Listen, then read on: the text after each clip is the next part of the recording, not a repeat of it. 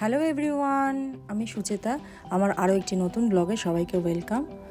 বাড়িতে কিছু সন্দেশ বানিয়েছিলাম দুদিন আগে, তো এখন মাত্র দুটো পড়ে রয়েছে, তাই আজকে ভাবছি একটু সন্দেশ বানিয়েই ফেলি। এখানে তো জানেনই, মিষ্টি কিনতে গেলে সেই মিনিমাম 10-15 কিলোমিটার গাড়ি করে গিয়ে ঠেঙিয়ে ঠেঙিয়ে মিষ্টি কিনে আনতে হয়। আমাদের দেশে যেরকম বাড়ির থেকে বেরোলেই পায়ে পায়ে চপ, সিঙ্গারা, ফুচকা, মিষ্টি এইসবের দোকান, কিন্তু বিদেশে তো সেসব নয়। যাই কিনতে যান এইসব খাবার খাওয়ার ইচ্ছে হলেও সেই গাড়ি করেই অনেকটা দূর যেতে হয়। এদেশে অনলাইনে হোম ডেলিভারি সিস্টেমও আছে, কিন্তু কম অ্যামাউন্টের বা কম কোয়ান্টিটির জিনিস আনলে সেটা খুব একটা লাভজনক হয় না। তাই যখন সাপ্তাহিক বাজার করতে যাই বা কোনো মলে ঘুরতে যাই, তখন হয় একটু বেশি করে মিষ্টি কিনে নিয়ে আসি, আর স্ন্যাক্স হলে তখন ওখানে বসে খেয়ে আসি। তবে হ্যাঁ, বিদেশিরা যে ধরনের ডেজার্ট খেতে অভ্যস্ত, সেই সমস্ত ডেজার্ট কিন্তু আমাদের নিচে সুপার মার্কেটগুলোতে ভালো রকমই পাওয়া যায়, কিন্তু সেগুলো আবার আমাদের খেয়ে মন ভরে না। মাঝে মাঝে মনে হয় কি আজব জায়গায় এসে পড়লাম রে বাবা। সন্ধ্যেবেলায় যদি কোনোদিন একটু চপ বা একটু সিঙ্গারা বা একটু ফুচকা খেতে ইচ্ছে করে, তাহলে 50-50-100 দিরহাম গাড়ি ভাড়া করে গিয়ে সেগুলো খেয়ে আসতে হয়। তো 100 দিরহাম গাড়ি ভাড়া মানে এখানে কত বলুন তো? প্রায় 2320 টাকা মতন। সেই জন্য মিষ্টি হোক বা সিঙ্গারা, ফুচকা, যখন যেটা খেতে ইচ্ছে করে তখন সেটা বাড়িতেই বানিয়ে ফেলি। আর বাড়িতে সন্দেশ বানানোটা একদমই কঠিন কাজ নয়। ছানা ফাটিয়ে জল ঝরিয়ে নিয়ে সেটাকে একটু চিনি দিয়ে আর সামান্য একটু ঘি দিয়ে ভালো করে মেখে নিতে হবে। অন্য সাইডে একটু দুধকে ঘন করে তার মধ্যে একটু মিল্ক পাউডার, একটু এলাচের গুঁড়ো এসব দিয়ে দিলেই মোটামুটি রেডি হয়ে যাবে। এরপর যেরকম যেরকম শেপ দেওয়া যায় আর কি। এবার এটা ঠান্ডা হলে কালাকান্দের মতন পিস পিস করেও কেটে নেওয়া যায়, আবার হাতে বল বানিয়ে কাঁচাগোল্লাও বানানো যায়, আবার অন্য স্টাইলের সন্দেশও বানানো যেতে পারে। তবে কাঁচা অবস্থায় ছানাটাকে যত ভালো করে মাখা যাবে, সন্দেশ কিন্তু তত সুন্দর দেখতে হবে। আমি অবশ্য আজকে কাঁচা ছানাটাকে খুব বেশি মাখিনি, কারণ বানানোর সময় আমার মনে হচ্ছিল আজকে কালাকাঁদ বানাবো নয়তো কাঁচাগোল্লা বানাবো। তারপরে ভাবলাম এরকম সন্দেশই বানিয়ে দিই। আর কালাকাঁদ, কাঁচাগোল্লা এসব বানানোর জন্য সন্দেশটা খুব বেশি মাখার প্রয়োজন পড়ে না। এখন একটু গরম আছে, সেই জন্য সন্দেশগুলো খুব নরম হয়ে আছে। যখনই ঠান্ডা হয়ে যাবে তখন এরকম শক্ত হয়ে যাবে। এই যে মিষ্টিটা ভাঙা হচ্ছে, এটা আগের দিন যেটা বানিয়েছিলাম সেটা। ঠান্ডা হয়ে যাওয়ার পর একদম দোকানের মিষ্টি যেরকম হয় ঠিক সেরকমই হবে। তবে আমাদের বাড়িতে মিষ্টি খেতে সবাই খুব ভালোবাসে বলে মিষ্টিগুলো হুড়ুর করে শেষও হয়ে যায়। মানে আমি যখনই বানাই সেটা ওই 2-1 দিনই থাকে মোটামুটি, তার বেশি নয়। দোকানে এরকম সন্দেশগুলোর এত দাম নেয়, একটা দুটো খাওয়ার পর 3 নম্বরটা হাতে তুলতেই সংকোচ লাগে। আর বাড়িতে বানালে খরচটাও কম পড়ে আর মন প্রাণ ভরে খাওয়া যায়। ভালো হয়েছে? দারুণ। ভালো হয়েছে? একদম মিষ্টি দোকানের মতো। আগের দিনে কালাকাঁদ তো ভালো হয়েছিল। ক্রিসমাস উপলক্ষে আমাদের বিল্ডিংটা খুব সুন্দর করে সাজানো হয়েছে, তবে এখনও পর্যন্ত কোনো নোটিশ আসেনি যে ক্রিসমাসের দিন এই বিল্ডিংয়ের ভেতরে কি কি প্রোগ্রাম হবে। আমাদের দেশে দুর্গাপুজো, কালী পুজোর আগে যেরকম শপিং মলে, সবার বাড়িতে, হোটেলে, যে কোনো বিল্ডিংয়ে পুজোর একটা রেস চলতে থাকে মোটামুটি 2-3 মাস ধরে, ঠিক এদেশেও ক্রিসমাসের জন্য কিন্তু একই রকম হয়। প্রায় 1-1.5 মাস আগে থেকেই ক্রিসমাসের তোড়জোড় শুরু হয়ে গেছে দুবাইতে। এখন আমরা এসেছি দুবাইয়ের ফেস্টিভ্যাল সিটি মলে।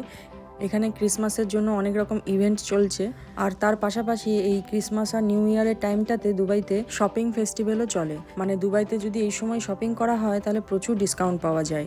মোটামুটি 70%, 90% অবধিও ডিসকাউন্ট থাকে জিনিসপত্রের ওপরে। আর এই ডিসেম্বর জানুয়ারিতে মানে ক্রিসমাস নিউ ইয়ারের টাইমে প্রচুর ট্যুরিস্ট আসেন দুবাইতে বেড়াতে, আর প্রচুর শপিং করে নিয়ে যান তারা।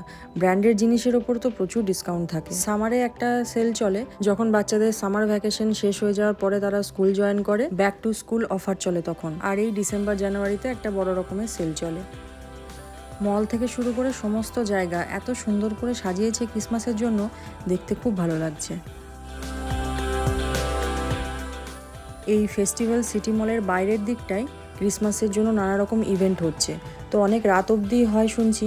এটাতে কোনো রকম টিকিট লাগছে না, তবে এখানে বাচ্চাদের জন্য নানা রকমের গেম, বিভিন্ন রকমের অ্যাক্টিভিটি এসবগুলো আছে, যেগুলো করার জন্য আলাদা করে টিকিট কাটতে হবে। আমরা একটু বিকেল বিকেল করেই এসেছি, কিছুক্ষণ এখানে ঘোরাঘুরি করেই মলের ভেতরে ঢুকে যাব। কারণ দুবাইতে যেদিন থেকে ঠান্ডা পড়তে শুরু করেছে সেদিন থেকে এত ঠান্ডা হাওয়া দিচ্ছে না চারিদিকে, মাথা পুরো ধরে যাচ্ছে। আর ছেলেরা আর আমার দুজনের এমনিতেই সর্দি করে গেছে, তাই এই খোলা জায়গার মধ্যে বেশিক্ষণ না থাকাই ভালো। আর এখানে অনেক রকম প্রোগ্রাম হবে, সেগুলো শুনছি সবই নাকি রাত্রি 8:30 থেকে শুরু হবে। তো অত রাত অবধি এই বাইরে ঠান্ডায় কে বসে থাকবে? তার চেয়ে বরং মলের ভেতরে একটু ঘোরাঘুরি করব, কোথায় কীরকম ডিসকাউন্ট পাওয়া যাচ্ছে সেই অনুপাতে একটু শপিং করে নেব।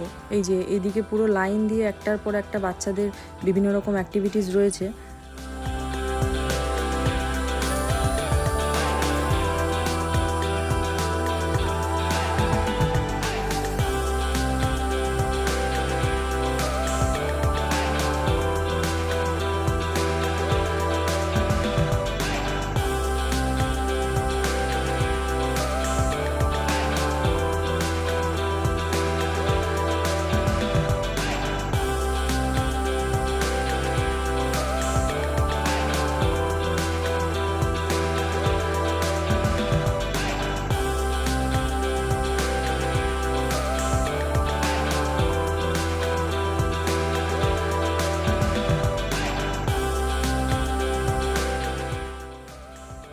ওই যে সামনে যে টেন্টের মতন করা রয়েছে ওখানে সার্কাস চলছে।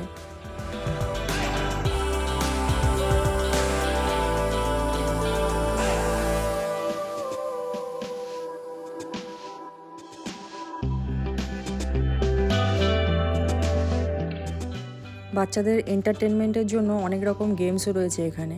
আমার ছেলে 2টো টিকিট কিনেছে 2টো গেম খেলার জন্য। অন্যদিনও যেখানেই যায় স্নিকার্স পরে যায়, আজকেই ও কিটো পরে এসছে। আর এই গেমটা খেলবে বলে আমার কাছে 1 পার স্নিকার্স ধার নিয়েছে। মানে ওর পায়ে 1 পায়ে কিটো আর 1 পায়ে আমার একটা স্নিকার্স। আর এদিকে আমি 1 পায়ে জুতো পরে দাঁড়িয়ে আছি।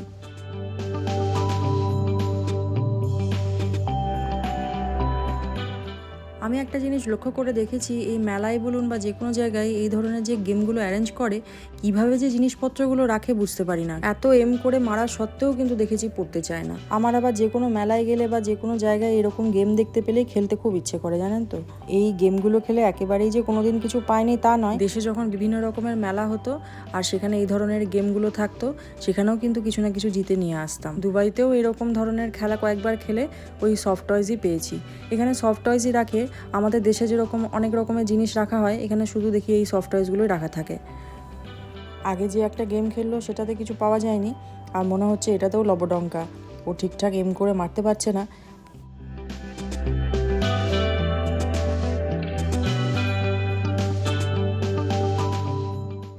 আজকে কোনো কিছু জেতার ভাগ্য নেই মনে হচ্ছে আমাদের। এখানেও কিছু পাওয়া গেল না। আমি অনেক দিন ধরেই ভাবি এই ফ্রুট চকলেটগুলো একবার ট্রাই করব। এই চকলেটগুলোর ভেতরে রিয়েল ফ্রুটস আছে, যেরকম কলা, গ্রেপস, ব্লুবেরি, স্ট্রবেরি এই সমস্ত, আর তার উপরে চকলেটের লেয়ার দেওয়া আছে। দুবাইতে আসার পর থেকে এই চকলেটগুলো প্রচুর দেখতে পাই, কিন্তু সেভাবে খাওয়া হয়নি কখনো। তো আজকে ভাবলাম একটু ট্রাই করি।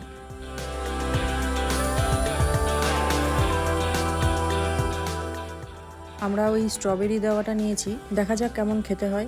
দেখতে তো বেশ সুন্দর লাগছে, এই যে ভেতরে স্ট্রবেরি দেওয়া আর উপর থেকে চকলেটের লেয়ার দেওয়া। খেতে কিন্তু বেশ ভালোই লাগলো।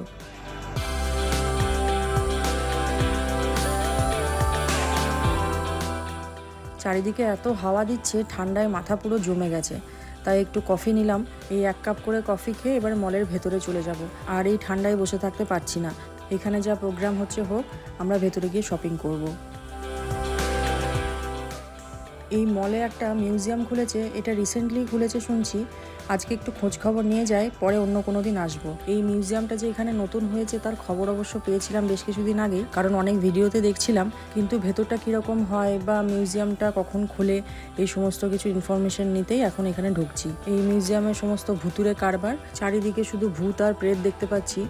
তবে এখানকার শোগুলো কিন্তু ওই সিনেমার মতন দেখাবে না, মানে স্ক্রিনে ভূত দেখাবে ওরকমটা নয়। এরকম দাঁড়িয়ে থাকবে, মনে হবে যেন সত্যিকারের ভূত দাঁড়িয়ে আছে।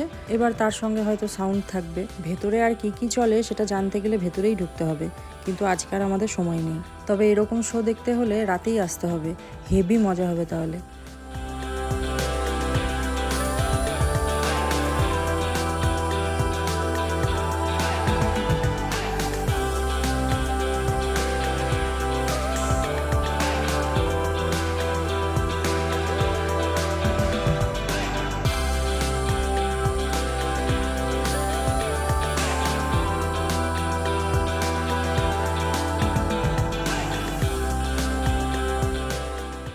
এই যে ক্রিসমাসে বাচ্চাদের সব থেকে আকর্ষণীয় জিনিস হচ্ছে এই সান্টা ক্লজ।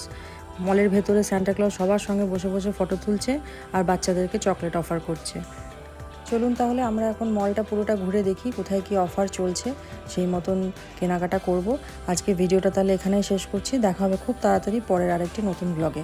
ছোটদের তো অবশ্যই বলছি, তার সঙ্গে বড়দেরকেও জানাচ্ছি মেরি ক্রিসমাস।